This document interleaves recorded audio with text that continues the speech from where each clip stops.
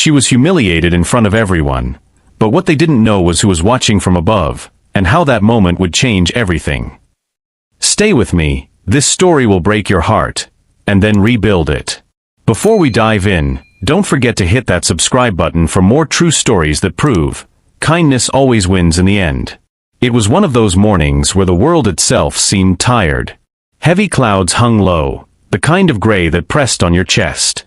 Rain had fallen through the night, and puddles dotted the cracked sidewalks like broken mirrors reflecting a life that wasn't meant to shine. Maya Brooks wrapped her thin, worn coat tighter around her frame as the cold crept through the fabric. The soles of her cheap sneakers were thinning, allowing the chill of the wet ground to bite at her feet. Yet she walked with purpose, head down, weaving past hurried commuters, toward Silvergate Plaza, the towering, glass-fronted building that shimmered like a promise she never believed was meant for her. Maya was invisible to them. Just another cleaner. Just another girl with tired eyes. But not to Vanessa Cole. The sudden roar of an engine snapped Maya from her thoughts. A luxury black SUV came to a sudden halt by the curb, inches from where she stood. The door flung open, and out stepped Vanessa. Her heels clicked elegantly on the wet pavement, the red soles sharp against the grime. Blonde hair perfectly curled, eyes hidden behind sunglasses despite the gray, she was dressed in an immaculate white trench coat, a vision of wealth, fame, and calculated cruelty. Vanessa knew exactly who Maya was. She had seen her before, cleaning the marble floors of Silvergate, head bowed, moving silently like a ghost beneath everyone's feet. With a smirk curling at the edge of her glossy lips, Vanessa glanced down at a muddy puddle just beside Maya's feet. Then, swift, deliberate, she stomped her foot deep into it, sending a splash of filthy water cascading over Maya's legs, soaking her trousers, staining her coat. Vanessa's laugh was sharp, vicious. "Oops," she said with mocking sweetness. "Didn't see you there." The sound of that laughter was worse than the cold. Heads turned. Passers-by paused. Some gave uncomfortable chuckles. Others quickly looked away, pretending they hadn't seen. But not him. High above, from behind the tinted glass of a 12th floor office, Elliot Grant watched it unfold. The billionaire real estate mogul, usually hidden behind polished boardrooms and private jets, stood frozen. His sharp suit was immaculate, his posture proud, but inside, a bruise reopened.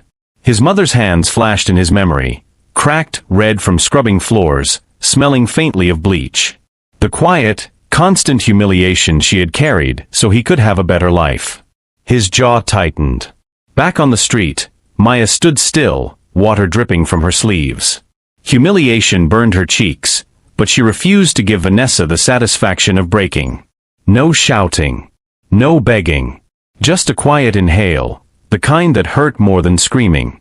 She looked Vanessa in the eye, not with hatred, but with something sharper, pity.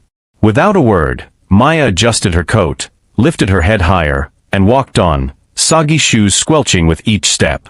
That single act of dignity, in the face of cruelty, echoed louder than any insult ever could. And in that moment, Elliot Grant made a silent vow: she will not walk this road alone anymore. That was the day everything changed.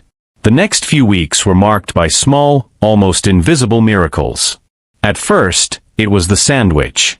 Maya found it on the bench beside her locker, a neatly wrapped package with no note, just steam gently rising when she opened it. Chicken and avocado. Warm, perfectly fresh. It was a far cry from the vending machine snacks she was used to surviving on during long shifts. Then came the boots. A plain cardboard box, sitting carefully by her locker. No card. Inside, a brand new pair of waterproof, thick-soled boots. The kind of boots that said, "I see your struggle." At first, Maya assumed it was a kind coworker, maybe even a mistake. But then came the notes. Short, handwritten phrases on unmarked paper. "You deserve more than this world has given you. One step at a time. I see you. Keep going." They were never signed, but every time she found one, it felt like someone had taken her hand and said, "Not yet. Don't give up yet." Elliot had no idea why he cared so much. Maybe it was guilt. Maybe it was that memory of his mother on her knees, cleaning floors while billionaires ignored her like furniture. Or maybe, It was the quiet power Maya carried in her refusal to break. Whatever the reason, he couldn't stop. But the true turning point came in a plain envelope with a university crest on it. Maya froze when she read the first line. "Congratulations. You've been awarded a full scholarship to return to school." Her knees buckled. Tears stung her eyes. She had dreamed of this, whispered it to the stars at night, prayed for it when she didn't even believe in prayer. But how? Why? She didn't know that Elliot had made one call to a university trustee he'd helped years ago. He didn't ask for favors often, but this time he had. All of this unfolded quietly. No glory. No praise. Just silent hands pushing the wheel of fortune in her favor. Meanwhile, the world had begun to notice something else. Silvergate's cameras had caught the humiliation Vanessa inflicted. And someone on the building's internal staff, maybe out of outrage, maybe out of compassion, leaked that footage. What started as a few outraged tweets turned into a storm. Cancel Vanessa. Influencers who once idolized her posted reaction videos, denouncing her behavior. Brands began severing contracts.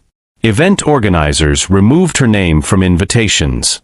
Vanessa tried to post a teary-eyed apology, framed perfectly in a luxurious apartment. But it only made things worse. Yet Maya said nothing. No tweets. No interviews. No public revenge. She studied harder. Worked longer. She let the internet rage while she kept her focus on something bigger, something lasting. And Elliot watched all of it with something rare for a man like him: respect. Not pity. Not infatuation. Respect. For the first time in years, he felt that the weight of his success could finally be used to lift, not to control. And for Maya, while she still didn't know his name, it felt like the whole universe had finally whispered back, "I see you." The light after the storm. The world doesn't announce when it's about to change, it just does. Exactly 365 days after that cold, humiliating morning, the skyline of the city glittered differently. Summer had returned, but this time the air wasn't heavy. It was charged. Alive. Like something had been washed clean, and now the whole city was waiting to see what would rise from the ruins. Maya Brooks stood backstage, clutching a small stack of index cards in her hand. She had rehearsed this speech 100 times, but now that the moment was here, the words blurred together like raindrops sliding down a windowpane. The Silvergate Future Leaders Gala was in full swing. Crystal chandeliers, gold accents on the vaulted ceilings, people dressed in tuxedos and gowns, sipping champagne, murmuring in polite, rehearsed tones. Except tonight wasn't about them. Not really. It was about her. Just 12 months ago, Maya was scrubbing floors in the very same building where this gala was now being held. The irony wasn't lost on her. Once invisible, now center stage. The announcer's voice echoed. "Please welcome Maya Brooks, recipient of the Silvergate Community Impact Award."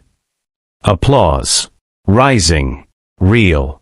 Maya's heels clicked against the polished marble floor as she crossed to the microphone, the same way Vanessa's had once clicked on the wet sidewalk. But this time, every step was hers. Earned. Owned. Spotlights blinded her briefly. She took a shaky breath. "I'm not used to this," she began, drawing a soft chuckle from the crowd. "I used to mop these floors. Now I'm being asked to speak on them. Life's funny like that." The laughter now was warm. Supportive. She went on, voice steadying with each word. "This award doesn't belong to just me. It belongs to every single person who's been told they're invisible.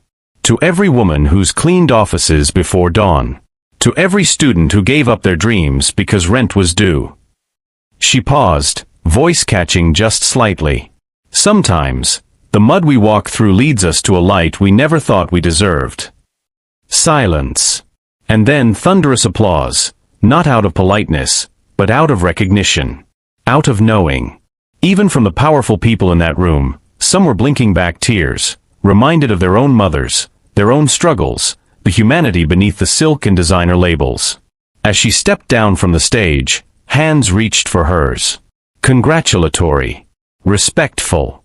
Different. Then she felt a soft tap on her arm.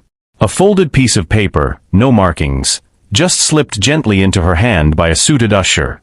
Maya furrowed her brow, opening it. Neatly written. It was never charity. It was admiration.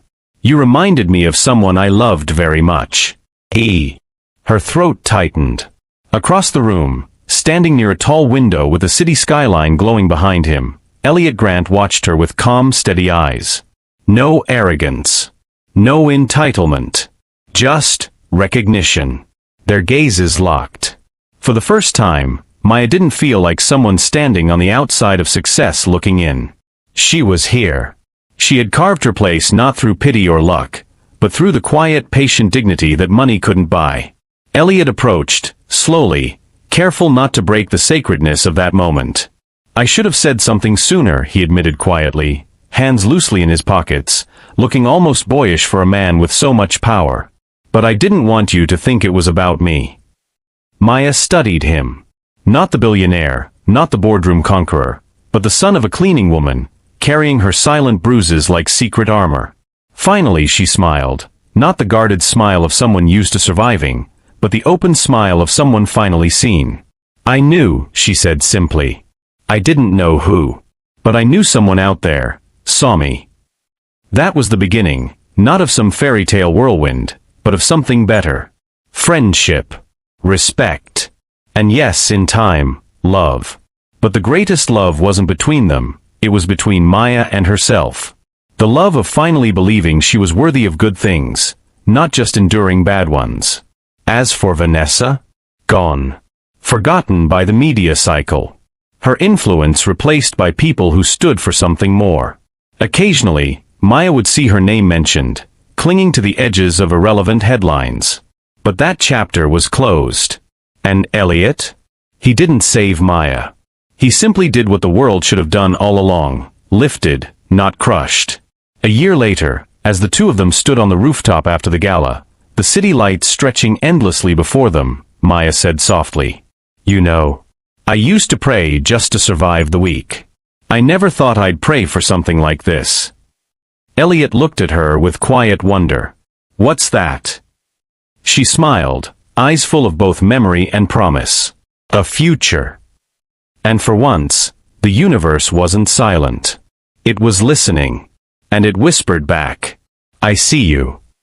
Sometimes, life throws mud at you. But sometimes, that mud is the very thing that leads you to your purpose. Maya didn't just survive humiliation, she transformed it. And in the end, she didn't need revenge. She needed respect. And she earned every bit of it. If this story moved you, give it a like, subscribe to the channel, and share it with someone who needs to hear this today. Remember, the world is watching. And kindness is never wasted.